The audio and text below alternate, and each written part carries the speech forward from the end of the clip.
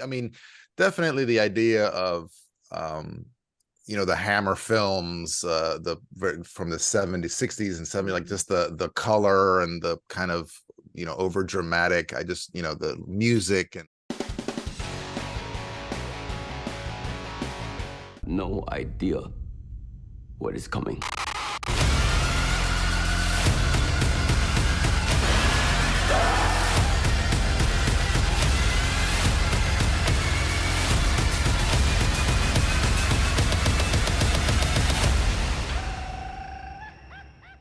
All right, let's do it. Hello.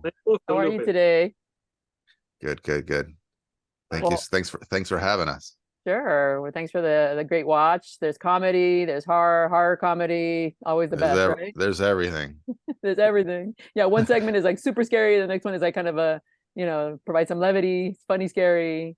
So I wanted to ask both of you, what was the inspiration behind your short in this anthology movie?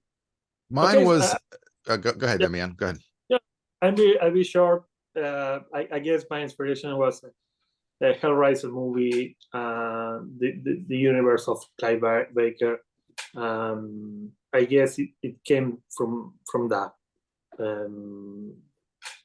I do not realize yet which another movies I stolen elements, but obviously I stole to everybody.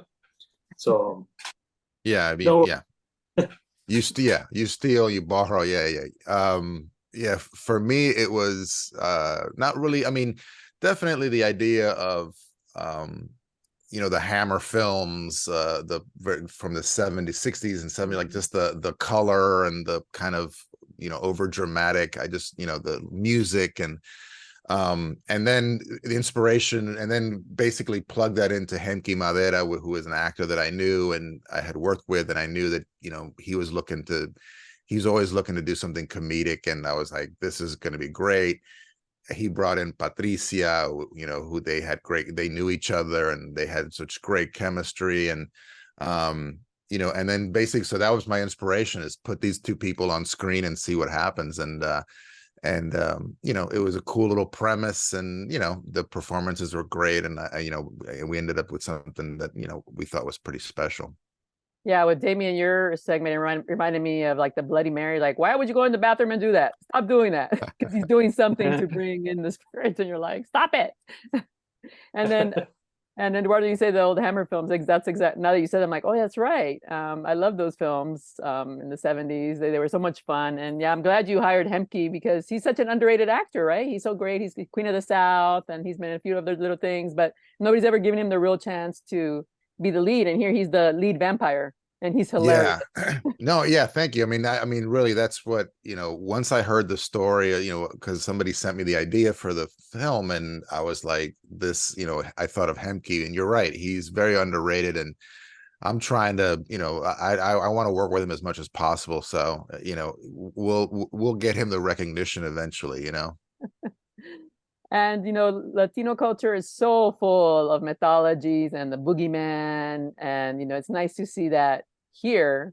I was telling your other directors from the film that Latinos it's such a weird dichotomy, because they're, like my mom is very Catholic, but she lives in very tribal things, like I can say la limpia, let's, and all these little cultish kind of things. So it's kind of a dichotomy, right, that nobody's ever really captured until now. Can you speak to that as far as like your experience with that? Yeah, I mean, I was, my mom was, raised Catholic, but she wasn't very, she was very Christian, but not very Catholic. So, basically, like I was taught, like I've said before, like when I watched The Exorcist, it was a lesson for me. Like my mom, I remember watching The Exorcist on, on the lap of my mom.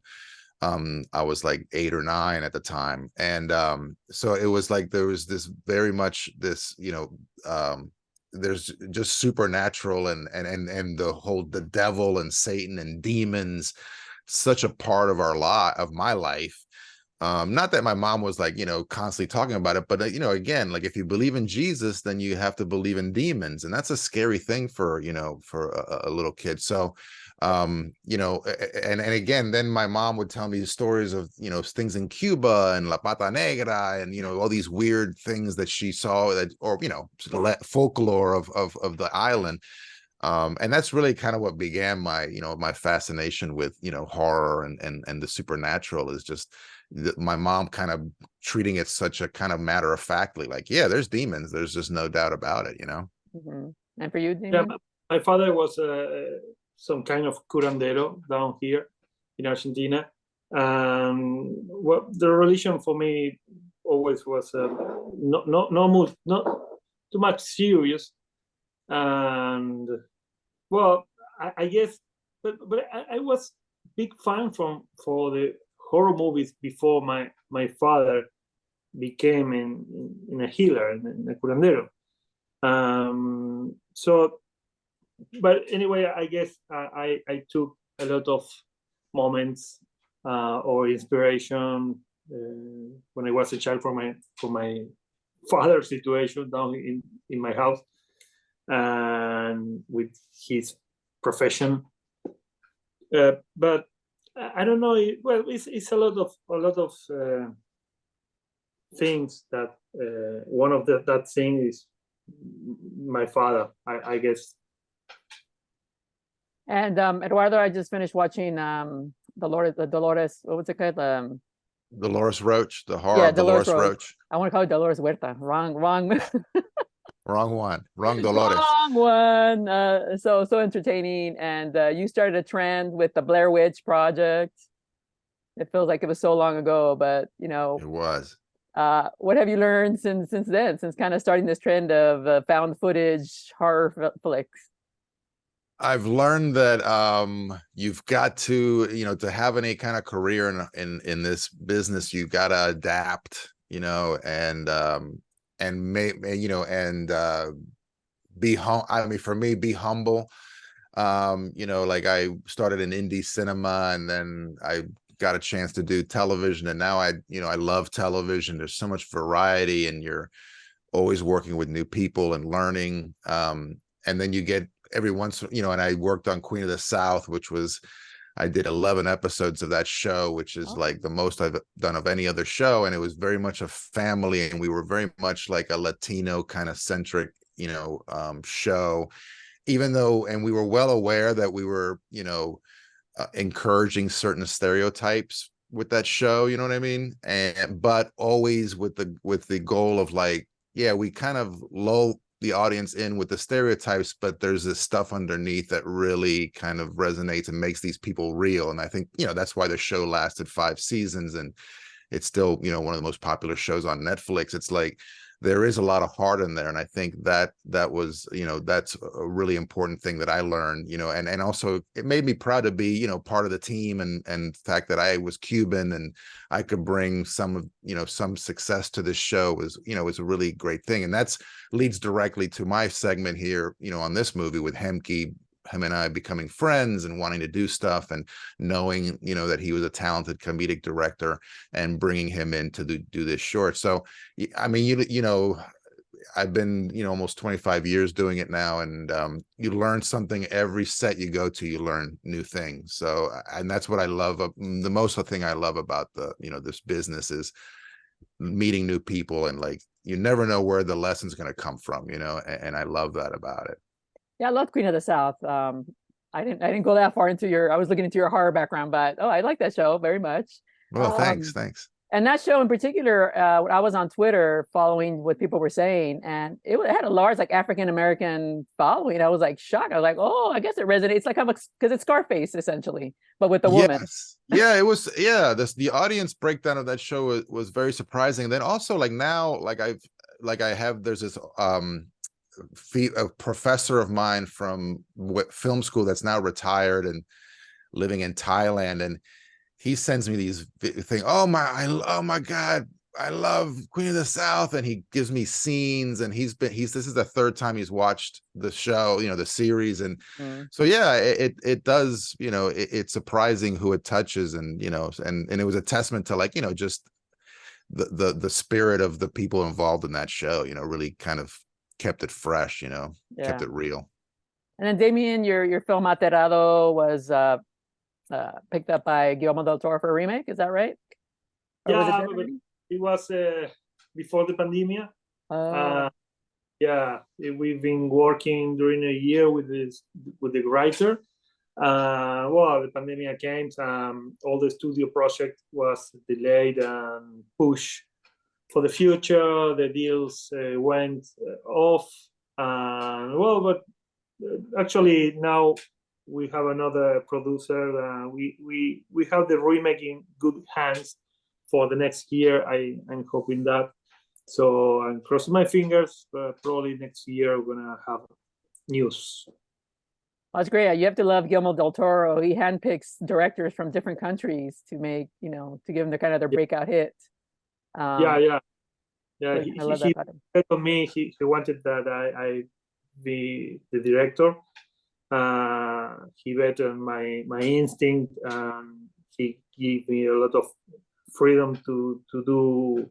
Well, the problem of the virus was destroyed my intentions. Let's see what happens next year. Well, and look, in my opinion, it doesn't need a remake. I'd rather see, something, the next thing from you. Well, you know how American audiences are. If it's not in English, they're like, I don't want to read. I know. It's so yeah. They can't read subtitles, but I think that's changing. There's a lot of subtitled shows now that are doing well. So hopefully that's changing. Yeah, I thought I the same as you. But anyway, the remake is gonna happen. One place when Guillermo came, I say, "It's Guillermo. I'm a newbie from Argentina, so I'm a new in this business." And Guillermo took me. I say yes. But anyway, when I've been there working, I said, if I prefer to do myself this remake. Don't give this story to another director, and then let's see. But yes, thank you, and thank you for to say that. Thank you so much. Sure, man. And look, if you need a director, man, I'm here. I'll have your back. I cover. Thank you.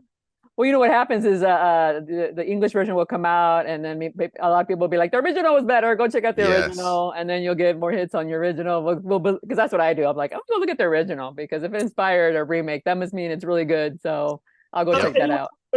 You got right. But if the original director has the control, the remake won't be worse than the original. Well, and also it won't. It'll be. Yeah, it's the director, but years later you have another chance at it, basically. So you see, and as a director, you always look at your mistakes and shortcomings. Yeah. So it gives you a chance to say, okay, now I'm going to do it right. So I see the appeal to that for sure. Yeah.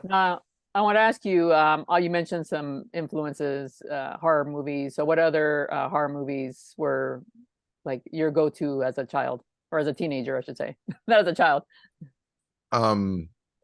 Exorcist, even though I hated watching it because it would just scare the crap out of me. And Amityville Horror was a big favorite of mine, just the haunted house, and that just the iconic look of that house with the two windows. Like, it was just such a great marketing for that. And Jaws and The Shining, and there's a movie called The Changeling with George C. Scott in the 70s that's like one of the best haunted house movies ever, I feel. And again, because of where I ended up with Blair Witch, I also love the fake documentaries like Legend of Boggy Creek, and there's a show called In Search of with Leonard Nimoy that would basically uncover UFOs and Bigfoot and ghosts, but I love the documentary style of those shows. Like, oh my God, it's a documentary, so it must be real. So those things were really my favorite things to kind of creep me out as a kid, is those kind of fake documentaries. And for you, Damian? Yeah, all you mentioned is on my list. I guess The Exorcist is the top on my list. When I was a child, I loved the Jason Voorhees movie and Freddy Krueger movies. He was my hero during all my child when I was a child. I guess, yeah, even Conjuring, not Conjuring. We used to say the movie Changeling, as you said, in Argentina calls Al Final de la Escalera. It's a big, big movie. Oh yeah. But The Exorcist was the top of the list, and all the movie that Eduardo mentioned, it's a great movie for me when I was younger. Yeah, I have to agree with The Exorcist. I saw it on TV on ABC, I remember, but I was haunted for days. I was like 7, I think. I wish I had never watched that movie at that young of an age, because it Yeah, me terrified me and I too. couldn't sleep for months. Yeah, me too. But that's the power of horror movies, right? Mm-hmm. Well, and a Catholic, mom. I think that's the big thing. Si no te portas bien. Yeah, yeah, exactly. All right. Well, thank you so much. Satanic Hispanics is in movie theaters, so people should go check it out. It's a really fun ride. So thank you so much for your time, and have a great day. Thanks Thank for you. having us. Appreciate it. All right.